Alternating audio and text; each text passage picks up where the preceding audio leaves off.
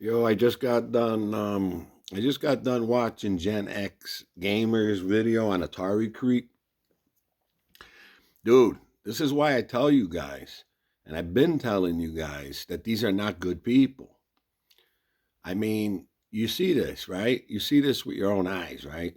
Atari Creek is absolutely going ballistic over the fact that Gen X Gamer is live streaming their Amico Forever live stream and calling out all the bullshit they're doing on there. And this guy's getting pissed off. And that's how delusional these guys are. Um, I met these guys in person. I don't know what to tell you. I've been telling you guys all along. Gen X Gamer has all the facts correct. From everything I know, he's got it all right. He followed everything pretty good. No swear gamer, same thing, Phil. These guys have been right on point. So any of you that's still in the middle or been in the middle, I was in the middle at one point. Um, and then they got me to lean towards them when Tommy invited me to the event in Uxbridge. Now, I want to go on with Ozzy because I want to talk about a few things that I've been meaning to go on with him. Um, there's some things that you all know everything pretty much. I mean, yeah, Saggy and Atari Creep, Chris, they both helped Tommy with the locations, because Tommy flew over from California, really didn't have anything set up. This was that event. Those events in Boston happened only because Saggy and Chris, who are from the area, Massachusetts, they're from Eastern Mass. I'm on the west. I'm on Western. I'm in Western Massachusetts.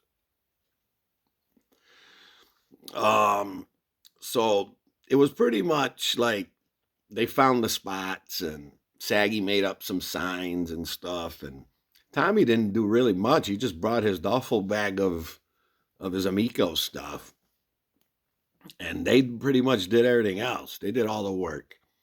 So so this is why these guys won't let go of this. Um, they won't let go of this because they helped. They helped out. They helped out.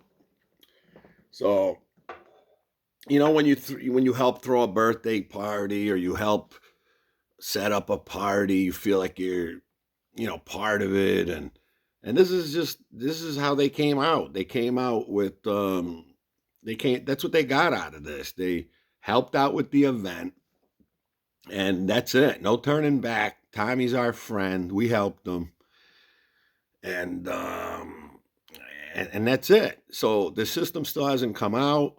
Certain people have gotten test units. Atari Creep just cannot let go. He cannot let go of the fact that he was this close to Tommy.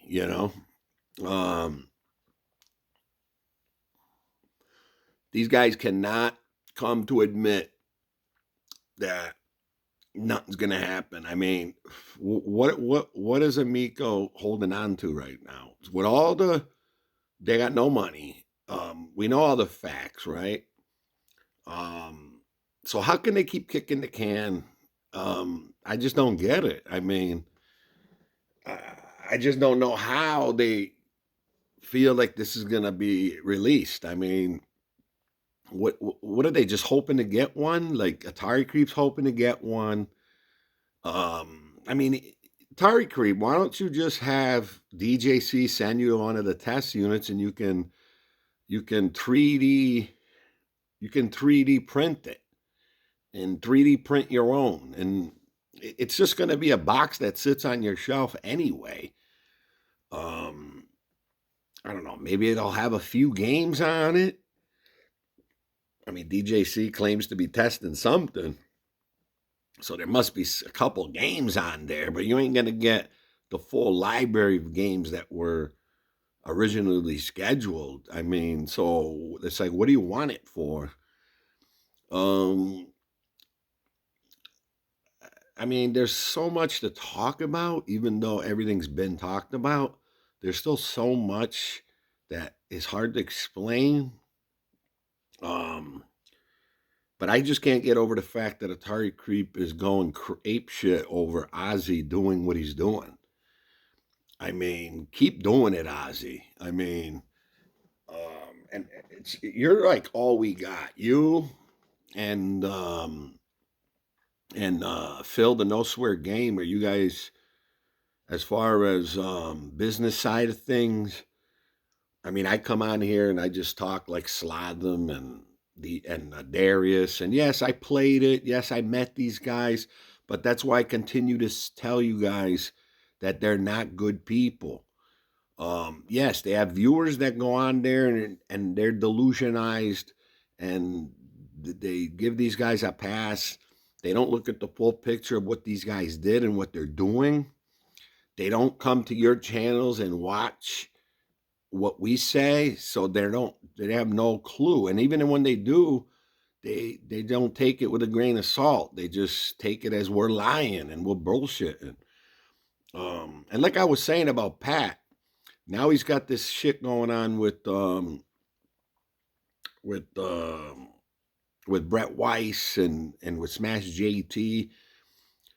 These guys are not good people. I mean, even Brett's a good person, I think, but yes, I mean he is in business with his books, so I mean these guys, go to conventions and stuff. I thought they were friends from conventions, which they probably were at one time, and then they had a spat over reviews and Brett's reviews and stuff like that. But I agree with Smash on the fact that if you pay someone to do reviews for you, then like Odyssey 2 is my favorite system of all time. So I can give you my reviews on the games. Um and you may not agree with them, but I mean, it is what it is. I mean, first of all, let me tell you something. Pat the Nest Punk, or Pat Contree likes to be called. Um, I'll call him by his real name. He's against the grading, right? Which I am too. I don't care for it either, right? But he raves about his books, how they're the only books that have full reviews of every game for the Nintendo, right? Okay. To me, someone else's opinions on reviews is like grading games. Um, I mean, yeah, it gives you a general idea of a game. Like, okay, but you may think Double Dribble is a 3.5 or 4. I might think Double Dribble's a 5 or a 2. I don't know. So I think it's a little overhyped. I mean, that his one accomplishment is having a book on grading on Nintendo games being reviewed. I mean, I think to get a better understanding of that is if there's a certain game you want to purchase for the Nintendo, but you're not sure how good it is.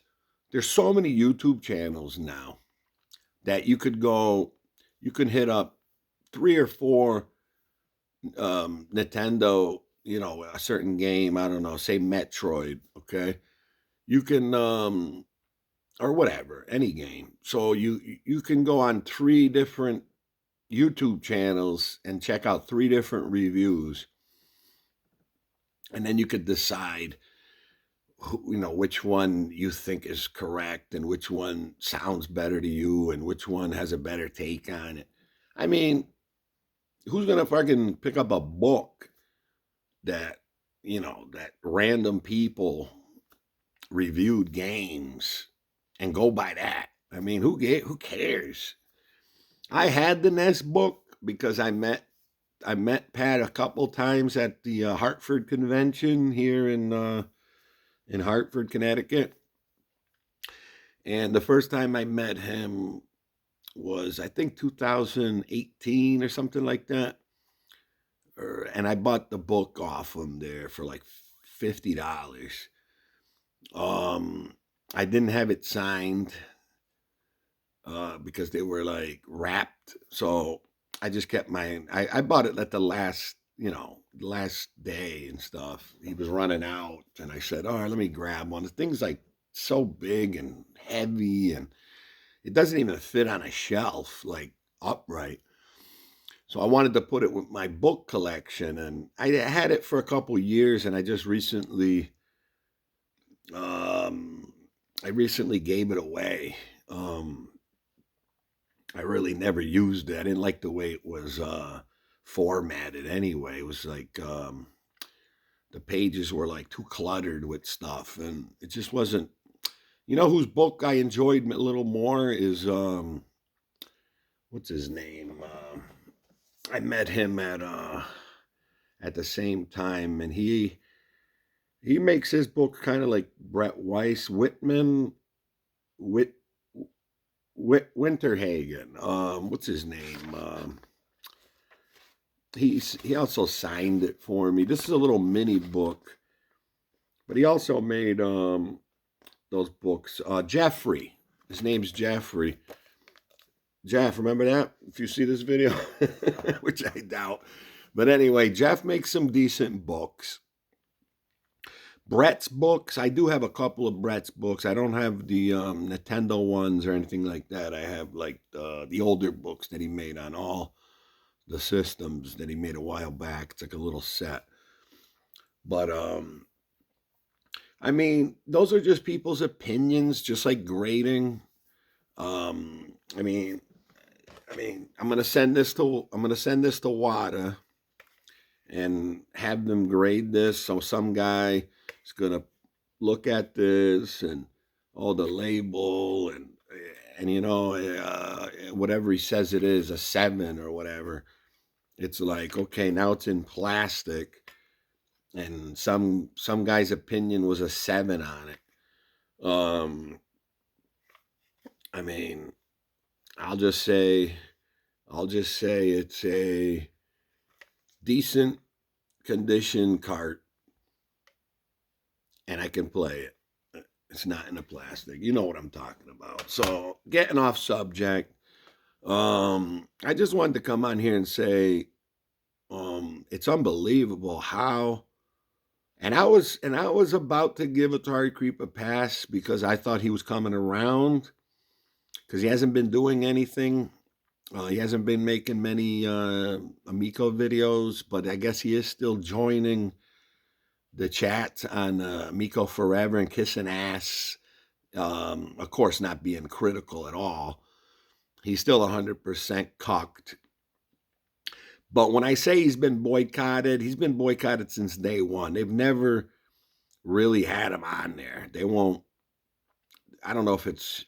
I mean, I'm sure he'd love to be on there, but they don't.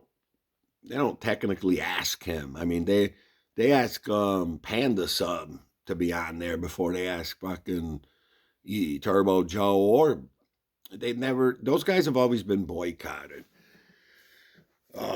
It's a select few that they'll let into the circle. Yeah, they liked him being in the circle as far as the chats goes, but these guys are very selective who they have on there. I mean, even Saggy Melons they won't have on there anymore. There's only a couple they'll let on there: Panda Sub and Mike Mullis, and a select few. I mean, they'd let a couple other people go on there that I know, but I don't want to bring any more names into this. But I just wanted to really say that Ozzy, he has everything on. He's spot on. He's been following us for quite some time.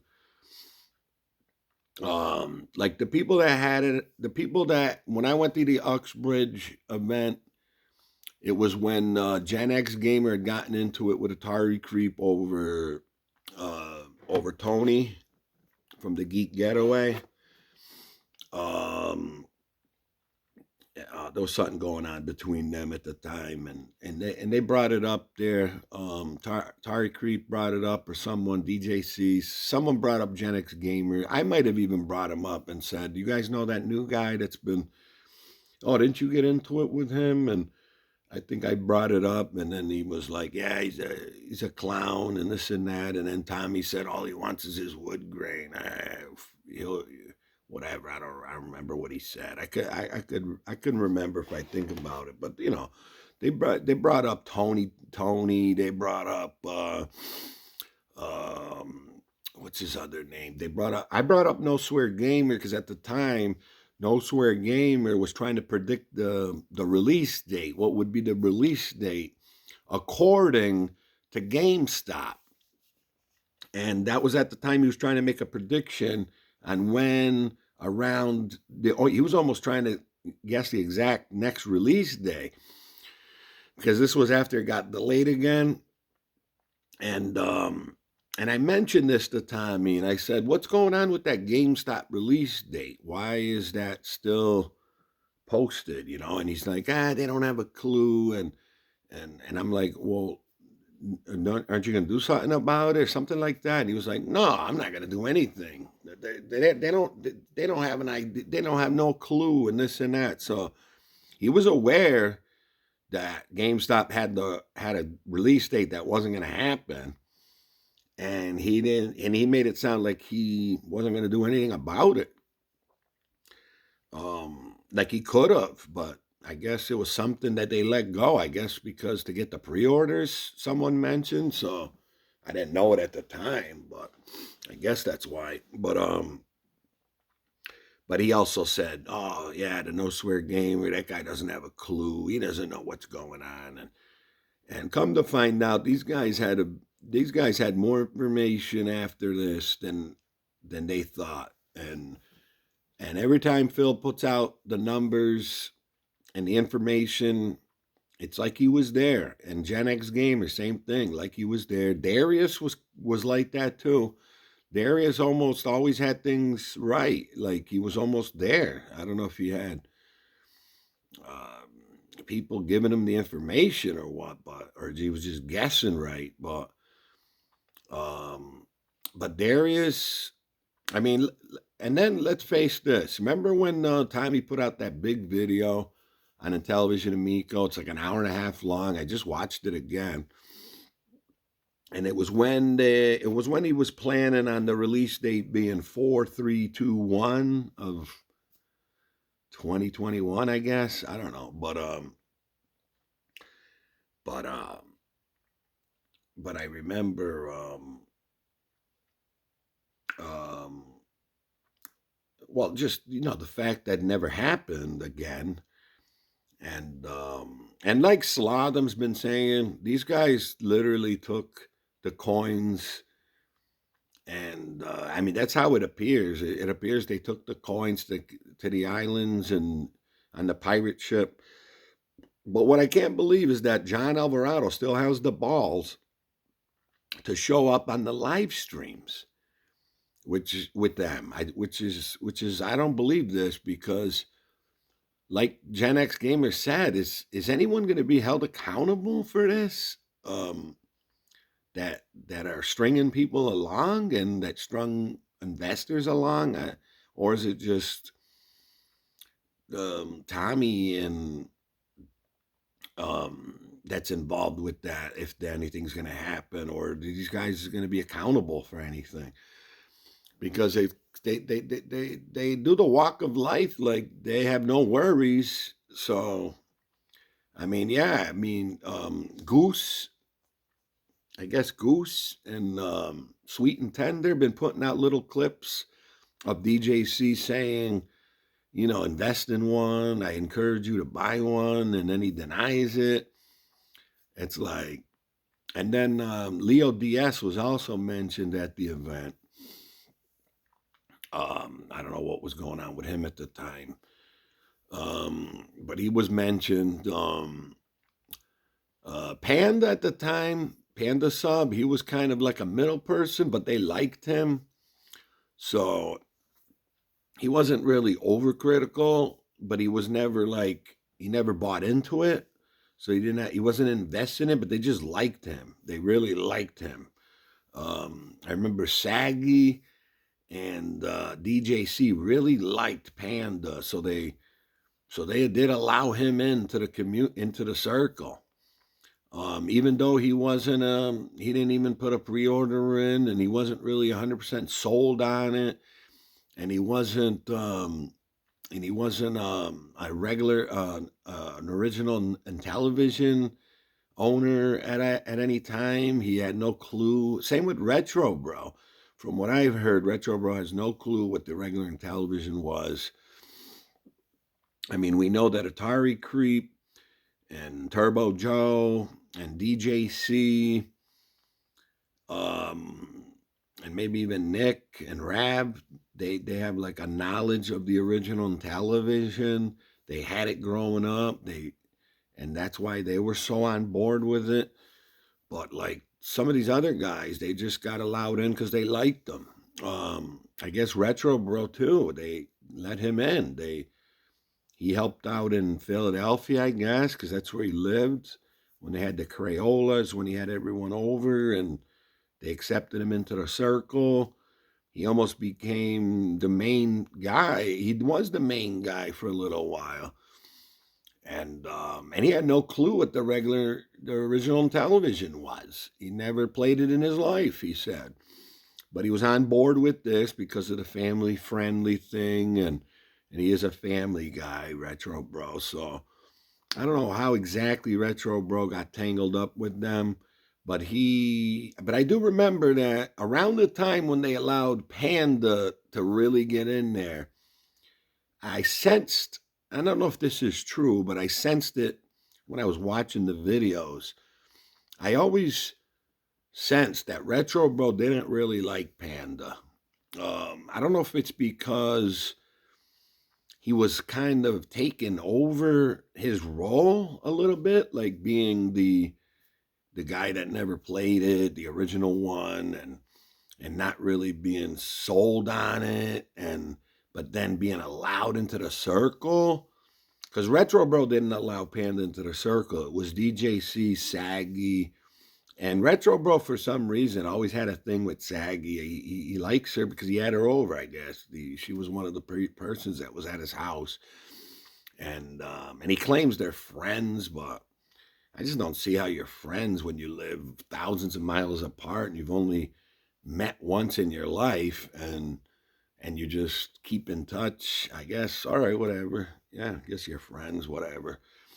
Um, but I mean, Saggy was even influential enough on Retro Bro to almost talk him into doing things and not talking to certain people, and I think she influenced Retro Bro to accept Panda Sub, because I don't know this for a fact, but it's from what I felt, and I don't know if Retro Bro will touch up on this, but I don't really think he ever cared for Panda Sub.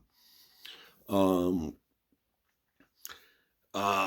well, with that said, I guess that's something new for you guys to dig into, if it's worth digging into. But anyway, Retro Bro, he came out. So I don't know if he's still talking to those guys, certain guys. I think he still talks to Saggy. But I know he doesn't. He didn't care for Panda. He always wondered why they allowed him into the circle. And Panda was kind of like an outsider. All he really did is he came to the Boston event with Rab, because I guess him and Rab live in upstate New York, and he was already joining their panels at the time. And he made those epic videos on for the Amico, which never really got any acknowledgement from Tommy and Amico. I mean, um, but So, I mean, I guess he's still one of those guys that appears on there because they've always liked him, but I don't think he cares about the Amico. Um, but he's in there for just for the fun, I guess. And I really don't have anything against the guy. Um, but I do, as you guys know, I do have some personal things that all these guys did to me that I will talk about one day. In even Retro Bro still doesn't know something he did, but it wasn't nothing that bad. I mean, it was just something that, and I was in talks with Retro Bro for a little while. I'm no longer in talk with him. He kind of came to me when he got out, and he kind of wanted to apologize about the whole thing because of my rant. And he probably really doesn't like me that much, but and I don't blame him. I mean, I mean, well, I mean, there was a reason why he was included in that rant that I had, but I'm sure he got over that. I mean, he never really said anything about it. Um, and we had a couple, things on Tony's channel, but nothing major. And even though we're not in talk anymore. I mean, me and him are fine. But Atari Creep has tried to reach out a little bit. I mean, through his channel one time, and then I joined one of his live streams one time. He didn't like the things I was saying, and then I toned down a little bit. And since then, I haven't talked with him. Turbo Joe, I was in contact a little bit through YouTube messages when I first started out, and me and him have never really had anything,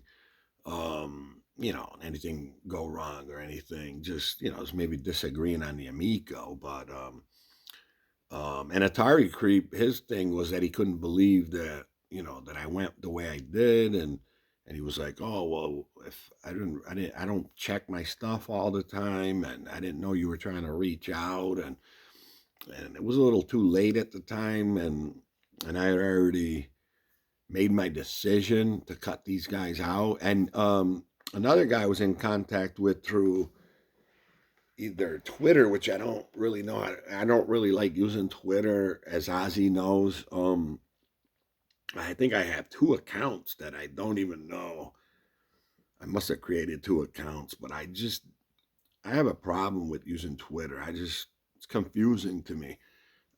Where you do your personal messages and your public messages, and I just don't really like using it. So, um, but I was in contact with Nick, um, at one time, and trying to reach out to him about the same stuff I was trying to reach out to DJC, Papa Pete, and Atari Creek.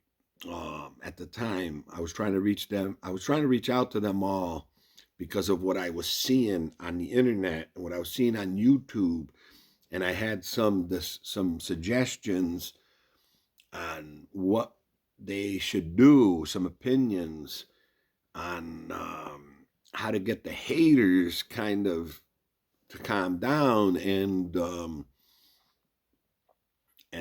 didn't want to listen. They didn't. Papa P actually said, "Don't send me anything anymore," because I was in contact with Papa P through Messenger on Facebook. Atari Creep, I was in. I was in. I was connected with him on Messenger and DJC. Um, and DJC at the time, we were in good. We had a good relationship at that time. But the videos were. That's when the videos were getting flooded on the scam and the. It was when I think it was when Smash JT got out, and there was just all this scam stuff going on, and all the anti side was all amped up, and I was trying to reach out to those guys because I had an opinion and a suggestion on what they should do to help the Amico at the time, and to no avail. And that's one of the things I have against them. And another thing was when before that Uxbridge event, I had reached out to DJC, and I said I have these thoughts and these opinions as a middle person. And this is when I was listening to the anti side and the pro side, and I was making my little videos, um, you know, seeing both sides. And I asked DJC to be on his live stream to make some suggestions and to maybe and opinionate some things. And he said he didn't want no drama on his channel. So I guess he thought that I was going to bring drama to his channel, which I didn't intend to do at the time. I just wanted to go on there and be fair as a middle person and just explain how I'm seeing both sides. And I did a video on that, not in full detail. And he just wouldn't have it. He said, my Steam yard is running out. I don't think I'm going to renew it. And oh boy, did he renew it. It became Amico Forever. But this was well before it became Amico Forever. So when they just we're going on there. That's when Retro Bro was going on there. Panda, Saggy was even going on there at the time. I think even Atari Creep might have been on there a few times at the time. But maybe once or something like that, or maybe just in the chats. But I forget who exactly. Go Gamer was making an occasional appearance. Bacon Ice Cream was making an occasional appearance. This was at the time when they had that guy who made the Intellivision song. And Tommy was joining the chats at the time. And I mean, this video became way longer than I wanted, so I'm just spatting now. But this is all coming, it's all been in my head, and I haven't really come out with a lot of stuff that I wanted to say, because I'm not really good at this. I'm not good at editing, and I'm not good at like separating my discussions. So I'm not. That's why I really don't go on live streams, and every time I've been on live streams, I feel like I sound terrible. I don't really. I don't know if it's because I didn't wear headphones a couple times, or I don't know really what it is, but um, I have a hard time staying on track with what I want to say. But I do have things that have happened that I still haven't really spoke about. And the reason why I never bought into this is because I didn't like the idea how they sold the 8-packs, the 4-packs, the 8 games, the cardboard games. I didn't like the way they made you buy 4 and 4 or 8. At the time, I wanted to buy them individually, and not just myself, but I thought that they should have been available individually. Well, comes to find out, I'm glad I don't have any of them because they're not playable anyway, and they're just freaking toilet paper. But no, I just didn't like anything they did, anything the company did. Even though I met these guys in person, and Tommy's from my hometown actually, and that's how I got in touch with him on Messenger, and why I was invited is because he found out I was from his area and he was going to be in the area, and he knew I was in the middle at the time, so I wrote to him on Messenger. Long story short, he did bring one of those games with him to the Uxbridge event, and he handed it to me, and he's like, "Is this the one you wanted?" And he didn't say he was giving it to me, so I just kind of touched it and opened it up. It was open. I don't know if I think it was the one he opened in his video and his unboxing video. When he opened one game, I wasn't sure if it was Moon Patrol or um or Missile Command. I'm not sure which one he had with him, but then there was other people there that wanted to that hadn't seen one in person yet, so I handed it to the other person and they checked it out. And then Tommy took the little card out, and this is when we were talking about when everyone was kind of complaining that when you touch the card onto the machine, are you going to keep? Do you have to keep doing it every time you play? Uh, and then and then people were complaining like, do I have to get my box off the shelf to get the card every time? And I'm like, Tommy, people bring up stupid stuff. I said, why? People complain that they have to take the thing off the shelf to get the. I said, why not just put it near their system? And he's like, yeah, I know, right? And he threw the card, and he's like, and he like tapped the card and he threw it, and he's like, yeah, just throw it over there, just keep it around, right, you know how he is, right? So then the people that checked out the box, they handed it back to Tommy, and then I don't know, then I just forgot all about it. I didn't want it to look like I wanted the game, so I mean, for free, you know what I mean?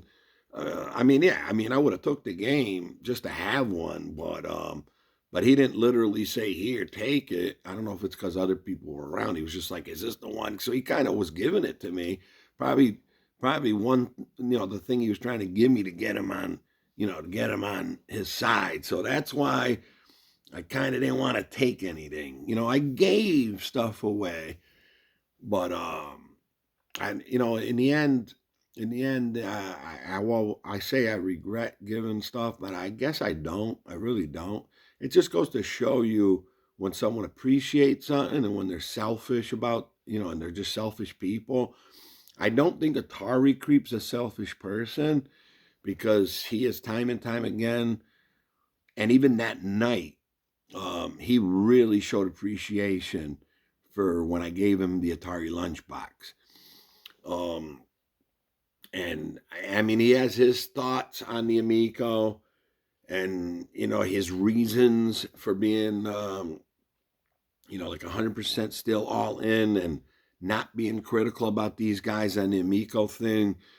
And but I don't regret giving him anything because he really, really showed appreciation for it. To this day, he still shows appreciation for it.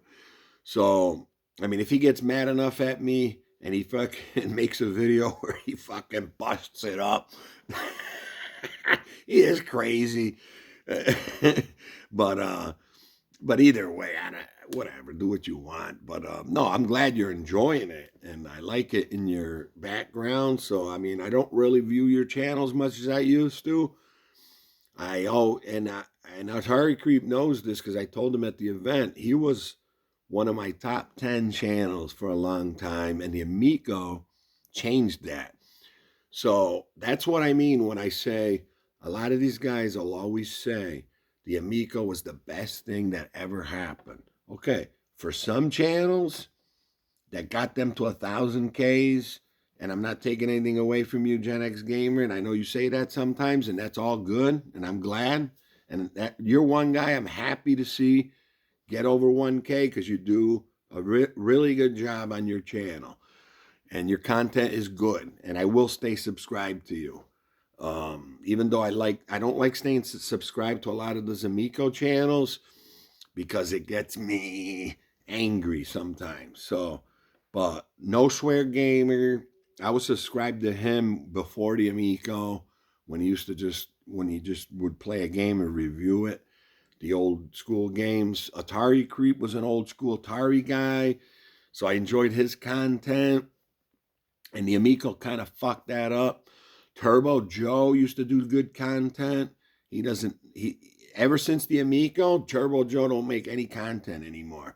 The only content he makes now is the skateboarding things, and he doesn't do any video game content, it almost seems. So Turbo Joe's channel is not what it once was. Um, I used to like OEB Pete's channel before Amico, and then obviously during the Amico and Classy, it just got diluted, and then he got out because he knew better, but the guy was still on board for a little while in the chats and stuff.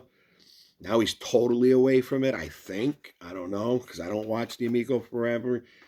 But this video is going to be long, so because I'm getting a lot out right now.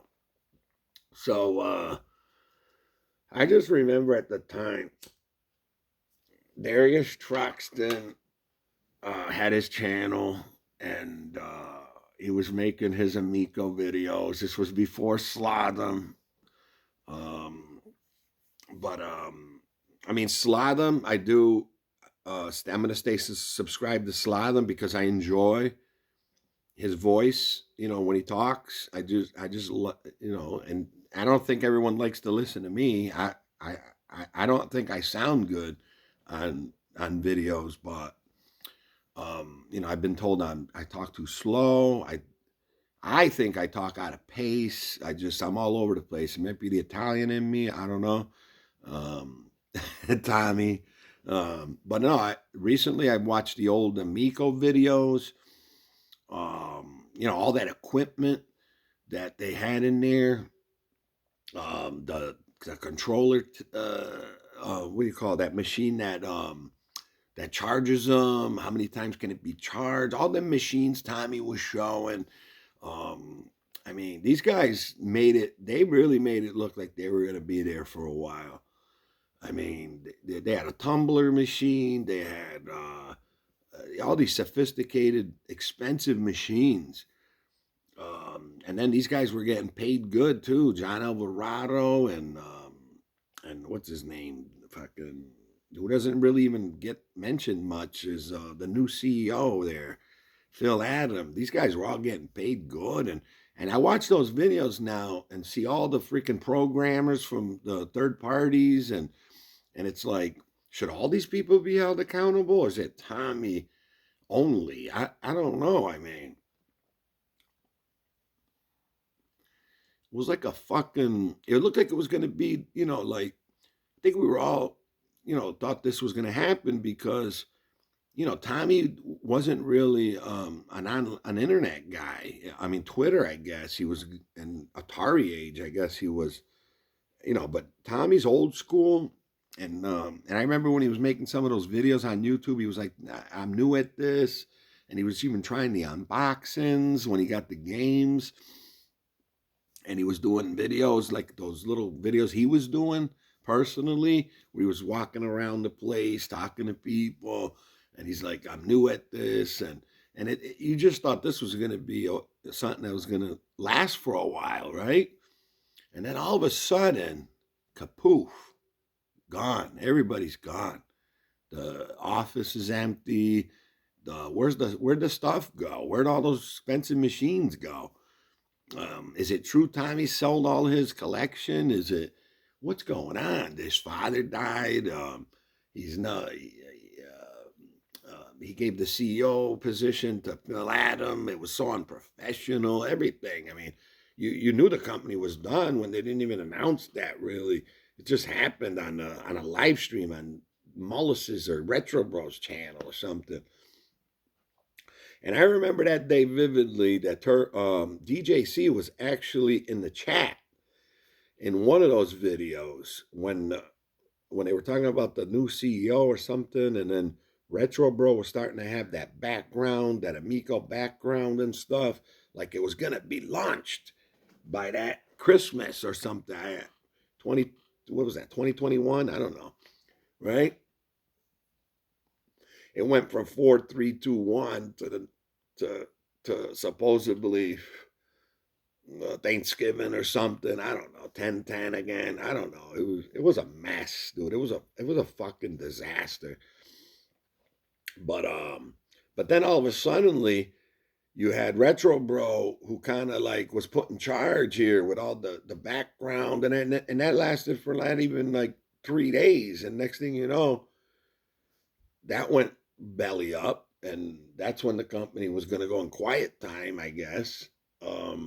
And getting back to DJC being in the chat, that's when he was going, I love this community. He's in the chat, right? And I love our community because everything looked like it was going good. Everything looked like it was going to happen. And that's when it fucking got pulled from under. And this guy still don't realize it.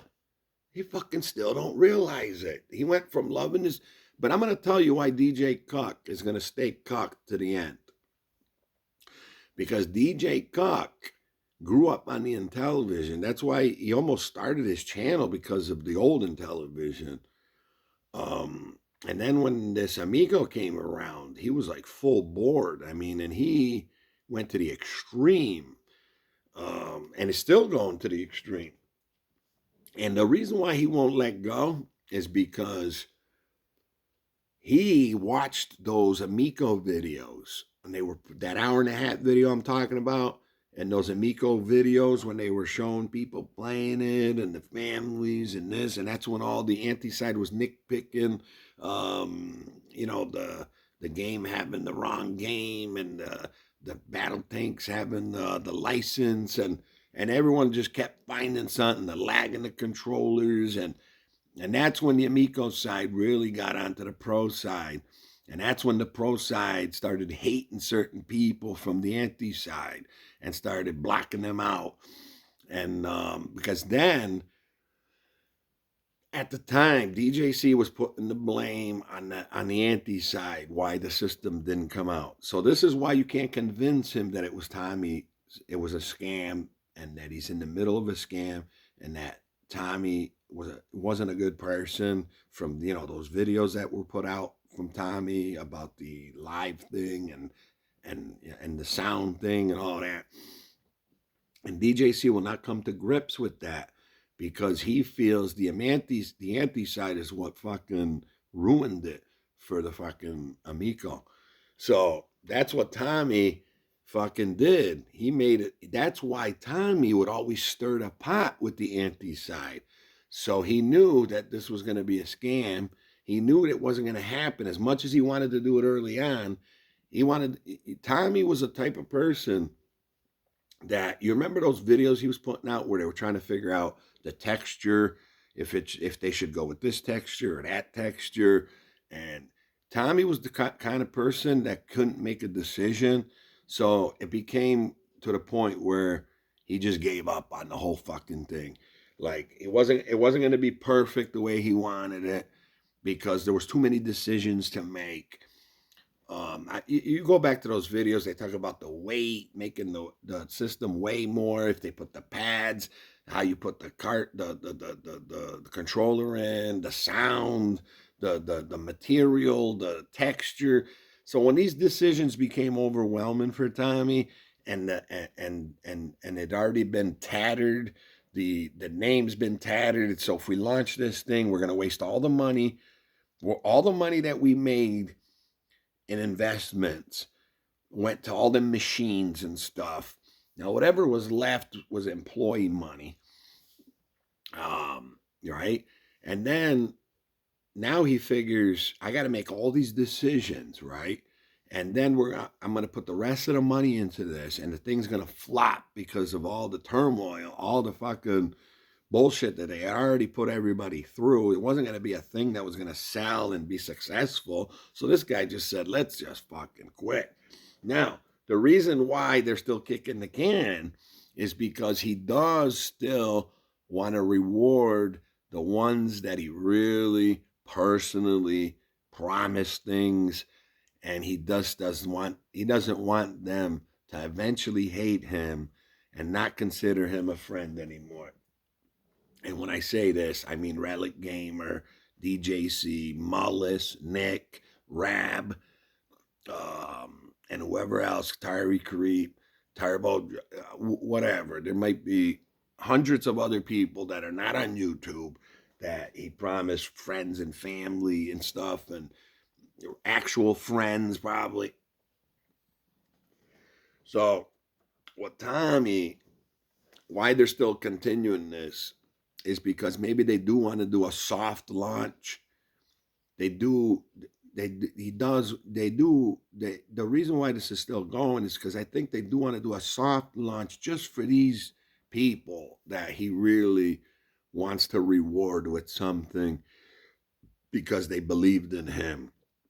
So he doesn't want to let certain people down, and that's why he's still lingering on. But I just don't know if that's a possibility to make a couple hundred people happy. And how are you going to keep them happy? What are you going to send them ROMs and stuff to put on these systems, or of what they of whatever they got done? I really don't know how. That's why it's confusing, and that's why it's mind-boggling that he still has a a select few holding on, and that's why I think and that's the reason why I think that the select few he doesn't want to let down. That's what we all know. There's not going to be a major launch. I mean, there's no way that this thing could launch unless Tommy sold all that stuff and he's going to put it into it and try to make a release for it and hope that even anti-side people at some point and it all goes away and it somehow becomes somewhat successful. I don't get it, but we don't know. We still don't know. I mean, there were so many players in this, and and it's still being talked about. It just won't go away. And I know, and I do enjoy still watching the anti side, like like Phil the No Swear Gamer put out a video here and there. Gen X Gamer, Slotham, Darius, I don't know where you went. I don't know how to follow you on off of YouTube, so I don't know if you're ever gonna get your channel back. But and then there's Leo DS. I do like him. I did like Tony Getaway for a little while. When he was really had good information. But other than that, I mean, I guess these little YouTube videos now that people do like this is all we have. And whatever videos we can go back to. I think the ones with Smash JT are hilarious when he when he started putting some on his channel. So in the early going when he was taking Ferrari rides and saying it was the best day of his life, and then when he would join their live streams, smoking a cigar in the hot tub. Oh, those were the days, huh? Gen X, like Gen X said, those were the days. But I think they're doing a great job right now, still trying to convince the viewers of Amico Forever, the pro viewers, that just don't want to hear it. They just don't want to hear the truth. They like them guys enough to accept them for what they believed in and what they hang on to. That's all I got for you today. But I want to do some more Odyssey videos in the next couple days. Freedom Fighters. I'm at 227. That fucking game is driving me crazy. And then Crazy Chase, I'm at 403. Those are the two games I've been playing lately that I want to just get those high scores, 403 and 227. I just can't seem to do it. Those fucking games are really hard. They're really, really addicting, but they make you crazy. And then UFO, I'm at 377. I did get a good game in there. Time Lord, I think I can definitely get to 1,000 at some point, but I want to get Crazy Chase and Freedom Fighters going. 513 is still my high there. KC Munchkin 520. I probably think I can beat that. Pickaxe beat 571. My goal's 1,000 on that. Time Lord and Pickaxe Pete 1K. KC Munchkin, it would be nice to get 1K. UFO would be really hard to get 1K. crazy chasing freedom fighters, I think, are impossible to get 1K.